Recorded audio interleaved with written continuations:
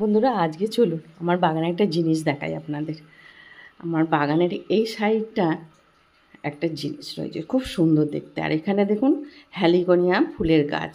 আর ফুলের গাছটা এত সুন্দর লাগছে, মনে হচ্ছে এক ঝাঁক তোতা পাখি বসে রয়েছে। কি সুন্দর রং গাছটা।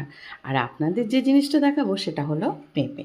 আজকে গাছে পেঁপেটা পেকে একবারে হলুদ হয়ে রয়েছে, আমের মতো।